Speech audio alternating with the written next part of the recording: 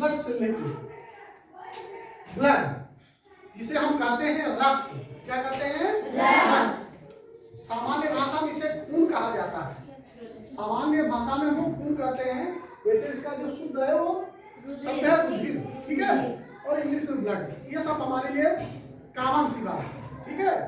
Blood, blood दे दो भैया, blood लेने के लिए जाते हैं, किसी जरूरत पड़ती है, ठीक है, ब्लड बह रहा है, ब्लीडिंग हो रही है, ठीक है, तो ब्लड का बहना ही एक प्रकार से ब्लीडिंग होता है। और इस तरीके से हम ब्लड के बारे में जो पढ़ते हैं तो ब्लड को दो भागों में बांटा गया है, एक प्लाज्मा होता है और एक ठीक है, और कैप्सूल्स होती हैं। प्लाज्मा, प्लाज्मा जो होती है पीले कलर में होती है, पीले थोड़ा सा हल्का व्हाइट और पीला पर ये रहता है, ये लगभग 55 से 60% होता है, ठीक है। इसके अंदर हम बताएंगे आगे ढेर सारे मिनरल्स और भी चीजें पाई जाती हैं, और बाकी जो कैप्सूल्स होता है, कणिकाएं, ये लगभग 45% होता है पूरे ब्लड का, ठीक है। इसका काम क्या होता है, इसको हम 3 भागों में बांटते हैं, एक आरबीसी, दूसरा डब्ल्यूबीसी, तीसरा प्लेटलेट होता है। तीसरा क्या? प्लेटलेट होता है। प्लेटलेट का काम हम बताते हैं, अभी पहले हम आरबीसी का काम बताते हैं। आरबीसी का जो जीवन काल होता है सामान्यतः 100 से 120 दिन का होता है। कितने दिन का होता है? 120 दिन का होता है। ये जो है क्यों है? हाँ, लग ठीक है। ब्लड, ब्लड को 2 भागों में बांटा गया है। ब्लड के 2 भाग होते हैं, एक प्लाज्मा होता है, दूसरा रुधिर कणिकाएं होती हैं, एक कैप्सूल्स होती हैं, इंग्लिश में कहते हैं। प्लाज्मा जो होता है वो पूरे ब्लड का लगभग 55% भाग होता है, 55 से 60% भाग।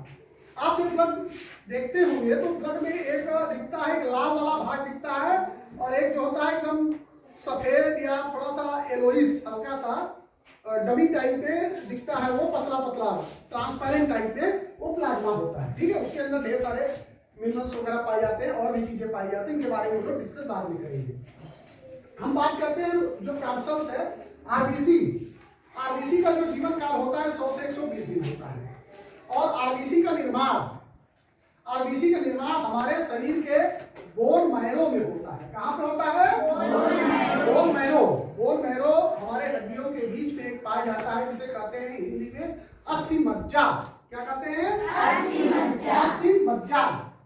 वो अस्थि मज्जा में इस आरबीसी का निर्माण होता है, और उसके बाद अगर अस्थि मज्जा हमारा प्रभावित हो जाता है तो इसका निर्माण भी प्रभावित हो जाता है। लेकिन जब बच्चा बेटा पेट में रहता है माँ के, या फिर बच्चा छोटा सा रहता है, उस समय बच्चे का बोन मैरो इतना डेवलप्ड नहीं हुआ रहता है, उस समय आरबीसी का निर्माण कहाँ होता है? कहाँ पे होता है? उसके भ्रूण अवस्था में, उसके लीवर में होगा, या तो स्प्लीन में होगा। हमारे शरीर में एक होता है प्लीहा, एक छोटी सी तिल्ली, उसे कहते हैं प्लीहा कहते हैं, तिल्ली कहते हैं, स्प्लीन कहते हैं। तो उस ब्लड का निर्माण छोटे बच्चों में भ्रूण अवस्था में या छोटे बच्चों में कहाँ पे होता है? बोन मैरो में ना होकर के प्लीहा में होता है, लीवर में होता है। लेकिन कालांतर में जब बच्चा धीरे धीरे बड़ा हो जाता है, बड़ा होने लगता है, तब वो बोन मैरो में हो जाता है। उसके बाद आते हैं डब्ल्यूबीसी। डब्ल्यूबीसी का काम क्या होता है? सुरक्षा करना होता है। डब्ल्यूबीसी को हम मुख्यतः 2 भागों में बांटते हैं, ग्रेनुलोसाइट और ग्रेनुलोसाइट। ग्रेनुलोसाइट को भी हम मुख्यतः 3 भागों में बांटते हैं, न्यूट्रोफिल्स, इओसिनोफिल्स, बेसोफिल्स, ठीक है। इन सबके अलग अलग काम है। जैसे इसमें एक इस्नोफिल्स है, अभी मेरा इस्नोफिलिया बढ़ा हुआ है, मेरा इस समय अभी मैंने जांच कराई तो उसमें मेरा इस्नोफिलिया बढ़ा हुआ है, लगभग 6% न्यूनतम होना चाहिए वो, उसके बाद मेरा 8%, वो 2-2.5% बढ़ा हुआ है। इसका मतलब मुझे इस्नोफिलिया से मैं ग्रस्त हुई, मतलब सेंसेशन, कहीं भी बदलाव आ रहा है, हमारा बॉडी थोड़ा जल्दी उसको पकड़ पा रहा है, मतलब हाइपर सेंसिटिविटी है हमारे अंदर, ठीक है। तो जिसके कारण हमें सर्दी जुकाम ये सब ज्यादा हो रहा है, ठीक है, खांस भी रहा हूं, ये इस्नोफिलिया का होता है। और इसी तरीके से ये इन्फेक्शन इनके कारण ढेर सारे होते हैं, इनके वैल्यू में डिफर करता है। इसका भी अपना इम्पोर्टेंस है, इसको हम ऊंची कक्षाओं में या बाद में आप लोग जब चाहेंगे तो हम बताएंगे। और लिम्फोसाइट जो होता है आपका, इसके द्वारा एंटीबॉडी का निर्माण होता है। इसका निर्माण होता है बच्चों, एंटीबॉडी का निर्माण होता है।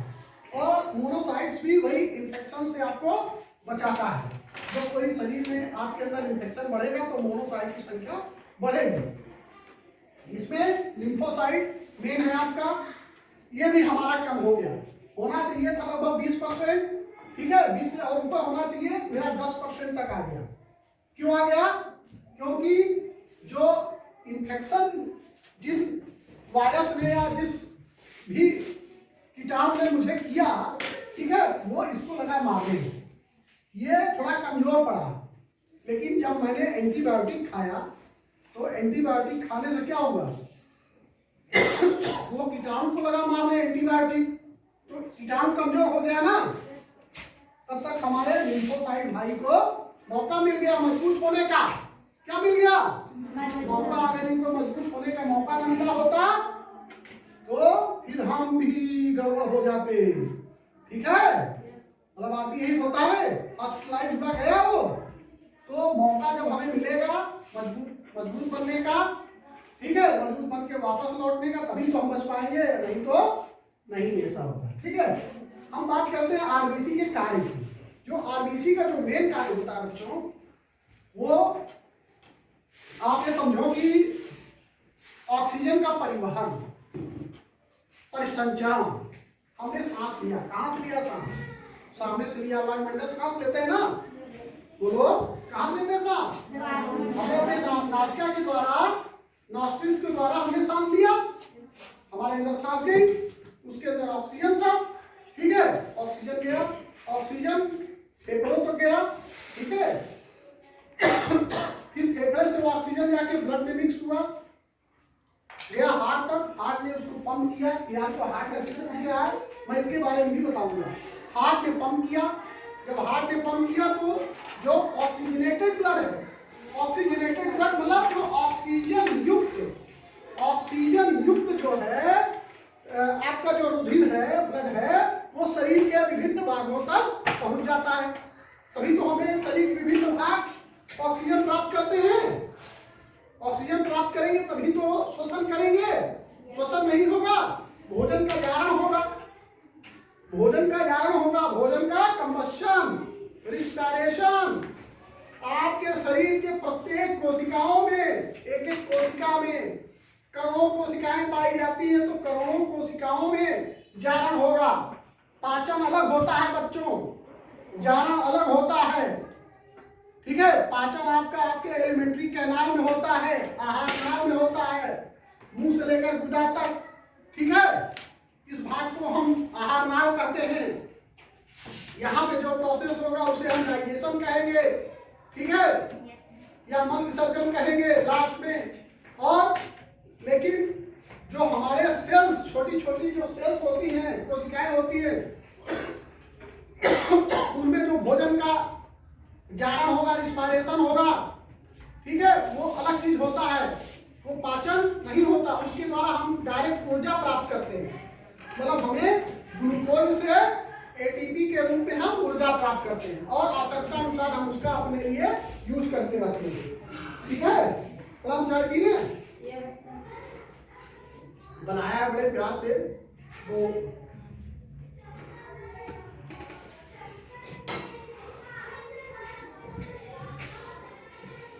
तो आरबीसी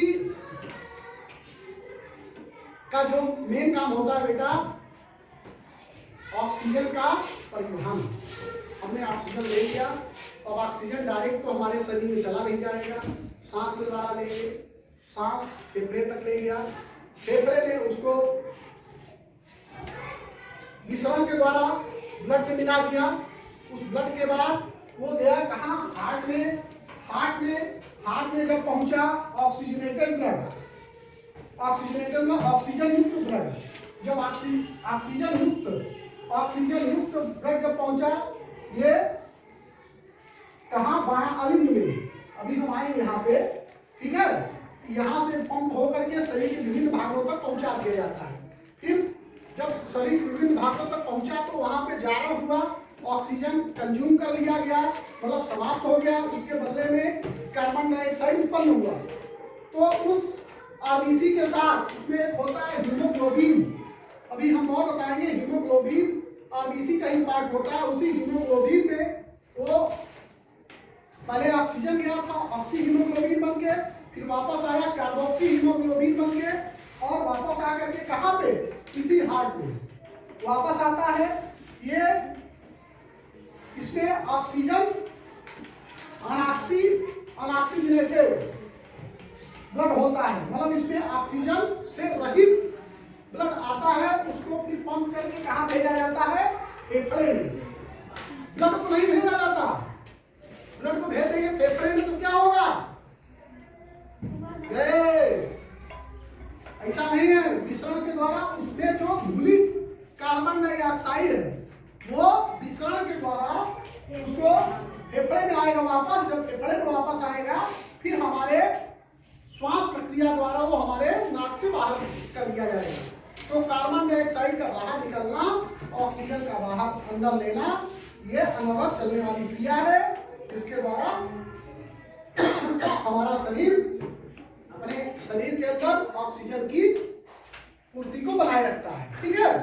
और अंदर उस ऑक्सीजन को पहुंचाने का काम कौन करता है, वहां पे ऑक्सीजन जाकर किसके साथ घुल जाती है, ब्लड के साथ, इस आरबीसी के साथ, ठीक है, अटैच हो जाती है, ठीक है।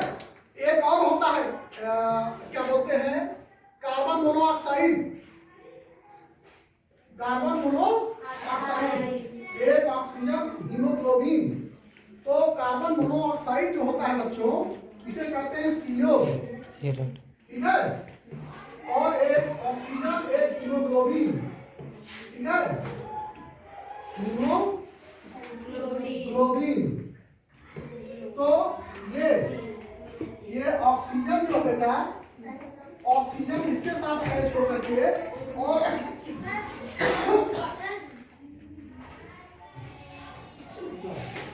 ये कार्बन डाइऑक्साइड है।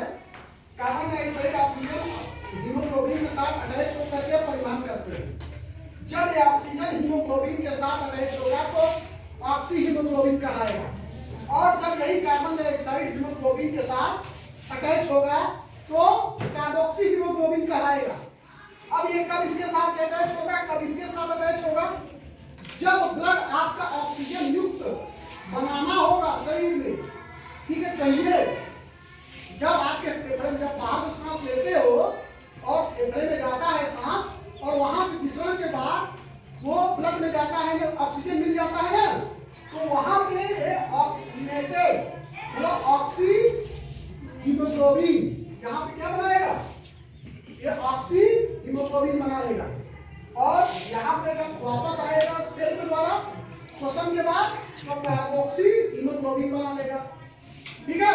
ये प्रोसेस एक बार गया, वहां पे छोड़ा, छाना, फिर वापस आ गया, फिर गया, फिर वहां से जो अशुद्ध था उसको लाया, फिर उसको छाना, फिर वापस आ गया, ठीक है। ये क्रिया आपस